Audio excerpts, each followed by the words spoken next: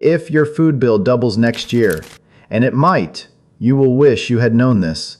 The families who survived the worst famine in modern European history were not lucky. They had methods, specific ones. A way of storing food without electricity. A way of growing that meant one crop failure couldn't take everything. A way of treating water that cost nothing. And then there were the travelers.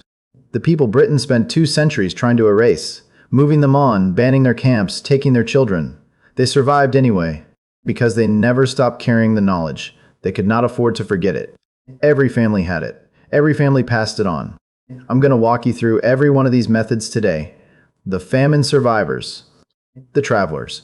The things they knew that settled, comfortable people stopped knowing, and are now paying for every single month.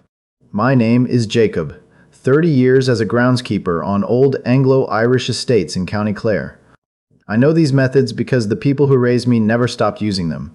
That is the only qualification I have. It is enough. 1.5 million people died in the Great Famine between 1845 and 1852. Roughly another million left and never came back. It is one of the worst recorded famines in the history of Europe. And it happened, almost entirely, because of a single crop failure. The potato blight came. The potato was gone. And for families who had come to rely on nothing else, who had been nudged year by year into growing only the one crop because it was efficient, because it fed the most mouths per acre, there was nothing else to fall back on. And they died. But some families did not die.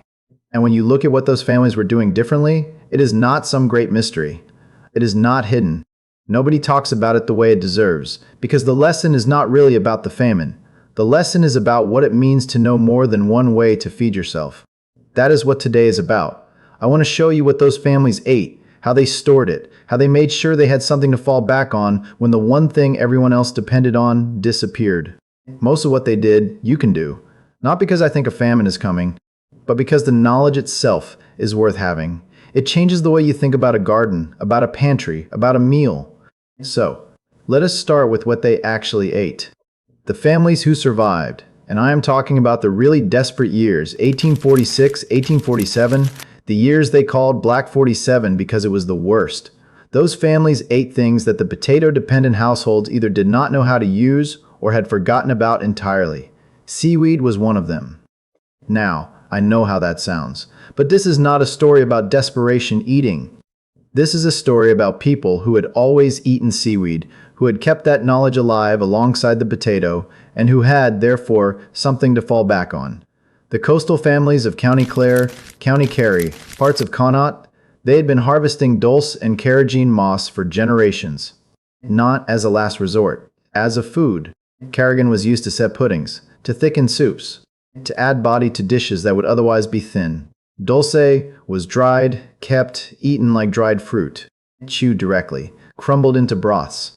It stored for months if you dried it properly, and the coast never ran out of it. Inland families had something different. Nettles, wild garlic, sorrel.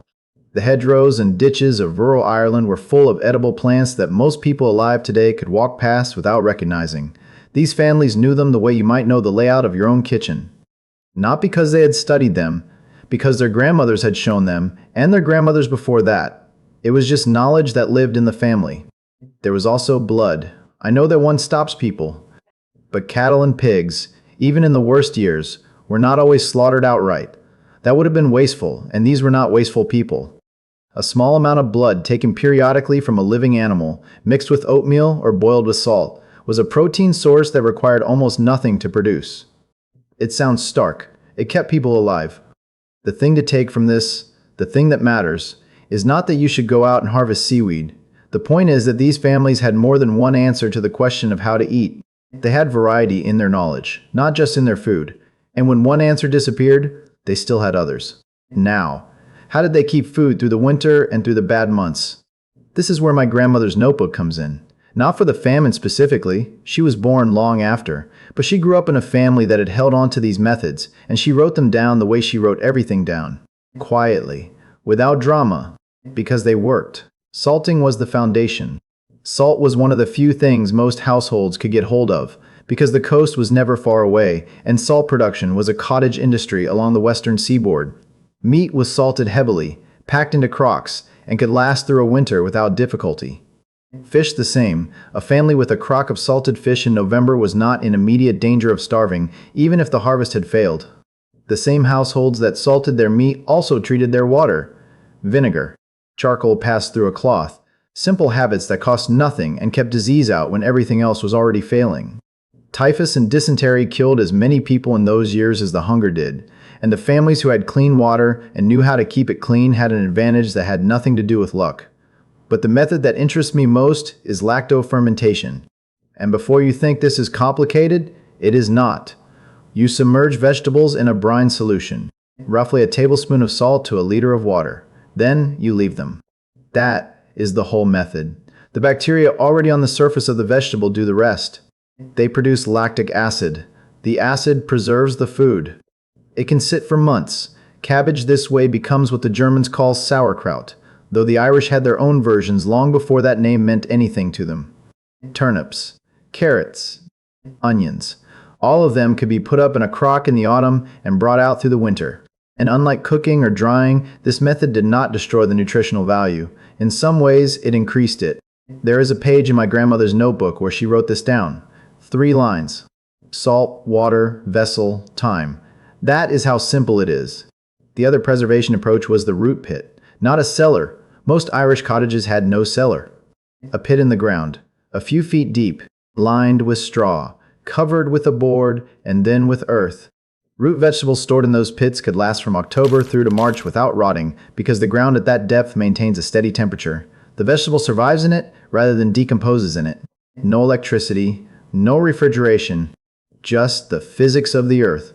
People have forgotten this method almost entirely, which is a shame because it works as well now as it ever did. Now, about what those families were growing and why the crop mix mattered so much.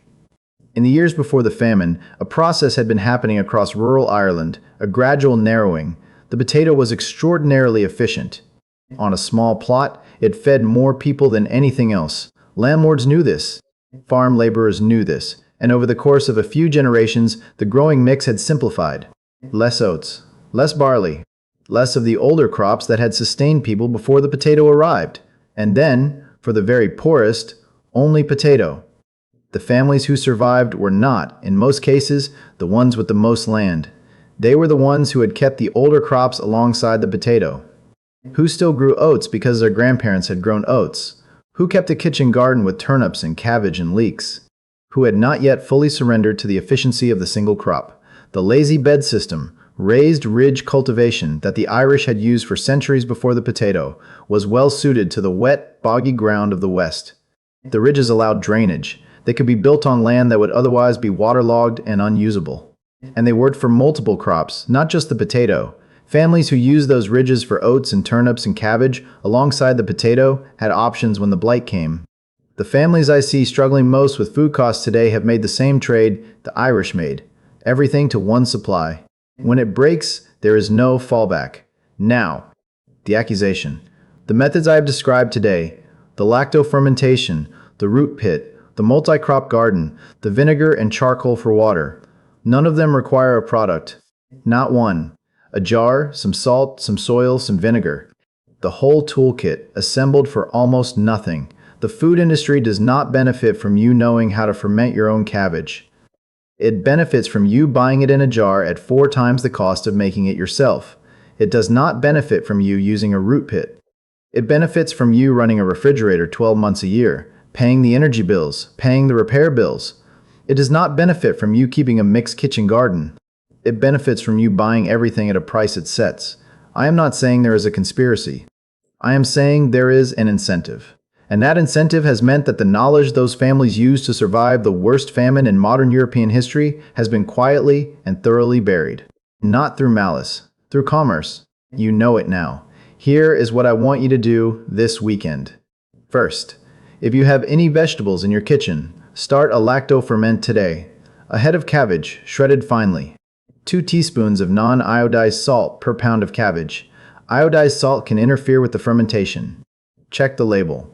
Massage the salt into the cabbage with your hands for about 10 minutes until it releases its liquid.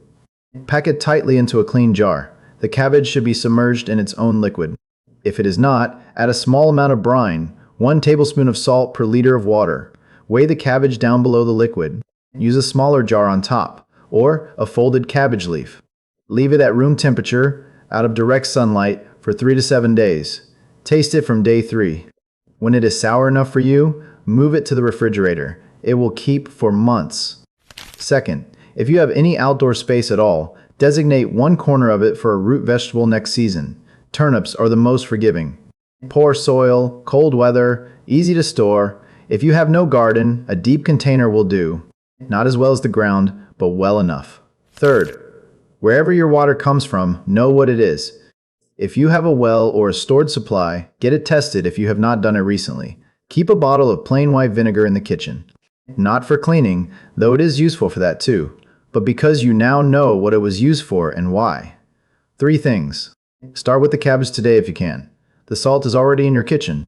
The families who survived the famine were not extraordinary. They were not special or lucky.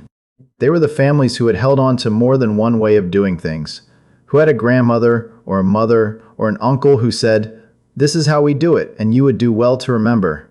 The people who raised me knew things I spent years forgetting. I am still finding them again. This was one of them. There is one more thing I have not told you today. The families I described, the ones who kept the older crops, who salted the meat, who treated the water, they were not doing these things alone. There was a system behind it, a way of deciding, season by season, what to grow and what to put away and what to let go. Not instinct. Method.